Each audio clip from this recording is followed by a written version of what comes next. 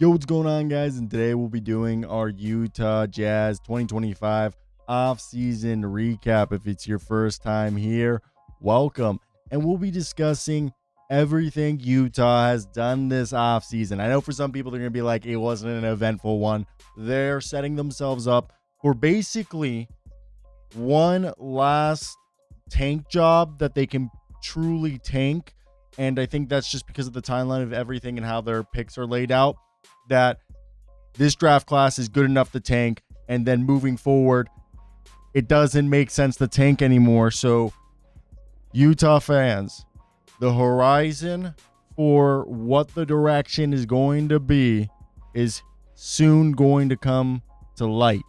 Besides that, we do know Will Hardy's a good coach, and Danny Ainge is going to have to continue to figure out ways to make it hard for him to lose or win games or lose games. To lose games, I guess, would be the right way. Either way, I'd like to hear your guys' thoughts in the comment section. What do you guys think of this offseason? What do you guys think of the acquisitions and the trades and everything in between? Let me hear your thoughts in the comment section down below. Now, I do think it's one of the more interesting things that we're seeing right here with the season as how it develops is, to me, this is a squad that they entered this offseason with one goal. Get young guys, protect the draft capital, and stockpile it as much as they can, and then go ahead and continue to have talent and figure out who are the cornerstones that they hope to put around Lauri Markkanen.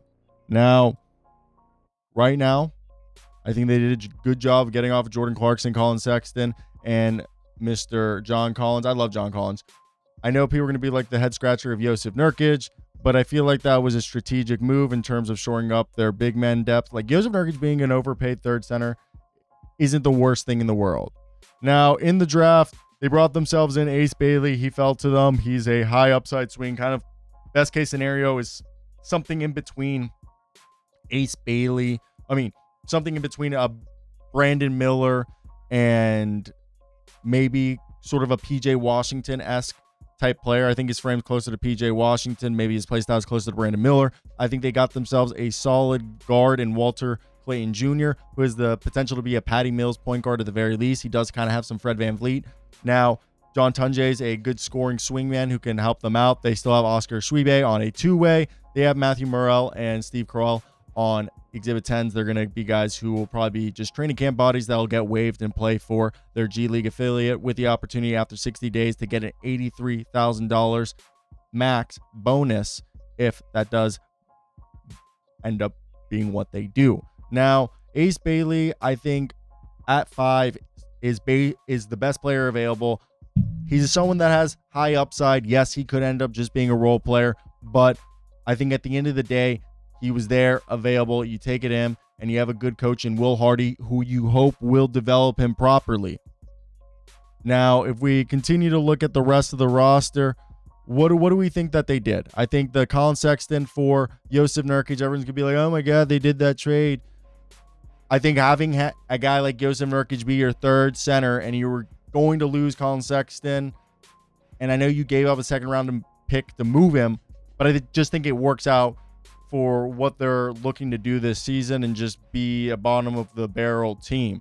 John Collins going to the Clippers. They, obviously are able to move him and not lose him for nothing. And RJ Lewis, they probably never expected him to be a part of the team. And the fact that he was a two-way contract that they got compensated for and got themselves Georges Niang is awesome. Jordan Clarkson, who was a guy who won Sixth Man of the Year with this team. Yes. Sixth Man of the Year. Let me take a sip of Red Bull. Got bought out, went over to the Knicks. Johnny Juzang and Jaden Springer. One was waived. The other, they just let walk. They basically owe their pick in 2026 to OKC, top 8 protected, so they need to tank. And the other thing is that they're just trying to have as many young guys as possible to bottom out.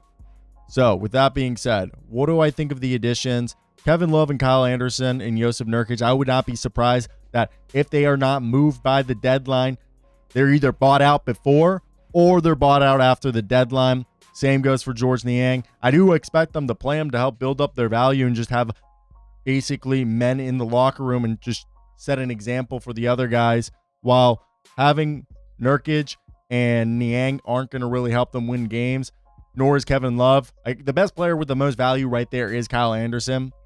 However, having them there gives them decent reserves as well as mentors and professionals to kind of set a culture and lead by example in the locker room, regardless if they lose a ton of games. So if we look at this projected lineup, now some things might be out of order. It hasn't been perfected.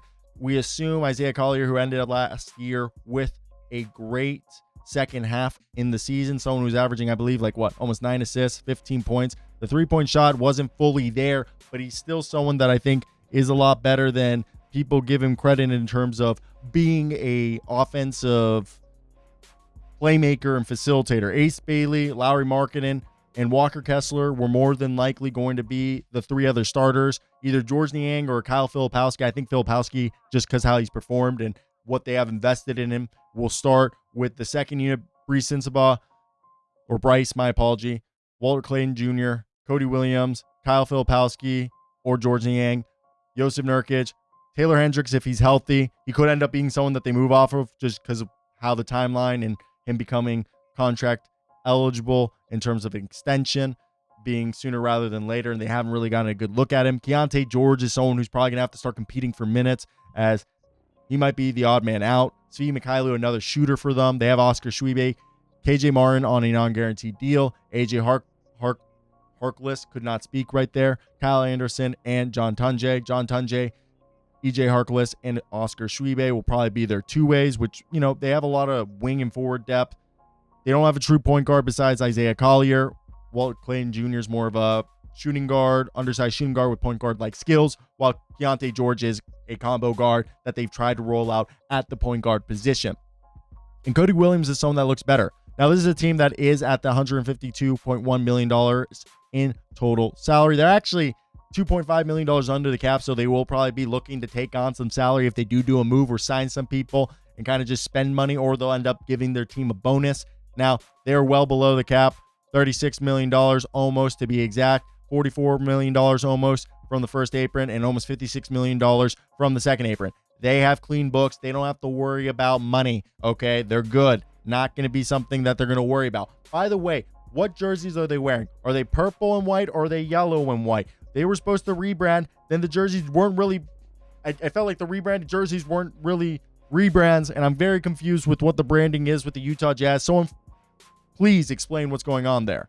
Now, they do have trade exceptions of John Collins being 18.3 and PJ Tucker being 3.5 million that they can use. They can't aggregate them together in a trade, but they can use them separately with players. Now, they still have some of their non-taxpayer mid-level exception, just under $5 million, and just under $1 million in their biannual exception. Their only tools that they really have are their trade exceptions as ways that they could absorb salary in future moves. Now, them clearing those veteran salaries in Sexton, Clarkson, and Collins allows them to fully embrace the rebuild, bottom out, and hopefully see what pieces matter. If they have Ace Bailey developed correctly, he's a potential franchise cornerstone, and Walter Clayton Jr. is someone, and the other young guys have flashed the potential to be solid depth pieces that if they do develop properly, they will be guys who could round out the roster in a few years. Now, everyone's going to be like, they're not going to be competitive. Yeah, that's true. And that's because they don't control their pick if it's out of the top 8. They need to be a bad team, okay? They need at least a good pick in one of the best drafts, because the following year's draft is going to suck. And I think they'll push it together, and this free agency is better than the following year. So we all know that the Jazz are tanking. They're tanking. I heard a story that they took out their guys to, I think, Chris Steakhouse or Morton's and basically told them, hey, we're tanking. Please don't disparage us for it. They're building for 2027 to 2028. Okay. Maybe 2026 to 2027 is when they become a play-in team. But the whole thing is that they're going for 2027 to 2028, bringing some guys. And obviously Ace Bailey and Lauri Markkanen and the young guys will dictate how fast the trajectory of this rebuild timeline goes. And they do have some stopgaps that will probably bot out, but will help keep the locker room steady and have some professionals in the room and adults in the room, while they could end up moving Lauri Markkanen if they just hear from his camp that he's being a little impatient and they also get a massive offer from another team. Then why not? Just do it. We saw Mikal Bridges. If they get an offer like that, I think they would do it. Now, what do I think? Ace Bailey is in a good situation to develop. Will they pay Walker Kessler or will they let him walk? I think pay him and then trade him if you don't believe in him. Taylor Hendricks, if you guys don't know what's going on there, trade him while he has some value left, because if he plays poorly, you're basically going to have to maybe give up a pick just to move him. And will Markkanen actually stick around, or will those trade rumors resurface? Now, will this intentional tanking actually convey the number 1 overall pick or top 3 pick to get one of the Darren Peterson, AJ Debonsa, Cam Boozer trio that would be worthy of being in the top 3 regardless of not getting the number 1 pick? But besides that, I'd like to hear your guys' thoughts in the comment section. If you guys did make it to the end of the video, let me hear your guys' thoughts. It'd be greatly appreciated if you guys hit that like and subscribe button and help out the channel a ton. And go check out my work at hoopshype.com. Let me know your thoughts in the comments. What do you guys think of this Utah Jazz rebuild? Cheers.